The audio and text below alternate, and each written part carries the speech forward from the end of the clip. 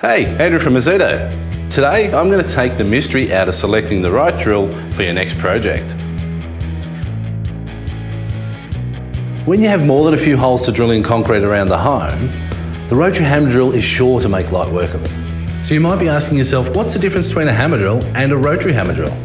Well, a rotary hammer drill is specifically designed for concrete and masonry, and it delivers a blow directly to the back of the bit that you put in there, much like a hammer would be hammering directly on the back of your drill bit. The compact rotary hammer drill has similar features, and it's important to get to know your tool before you start using it. So let's go through the brushless rotary hammer drill. The quick change chuck holds that STS Plus bit while still allowing that little hammer to hit the back of the drill bit. Moving down the drill, we have a handy side handle to stabilise your project and an easily adjustable depth rod to make sure all those holes are the right depth. On the side of the drill, we have an easy mode selection switch, turning it from twisting drill to hammer drill and also to chisel mode. Just above the trigger is a three-way switch, and if you're right-handed, use your trigger finger to put it in forward and your thumb to put it in reverse.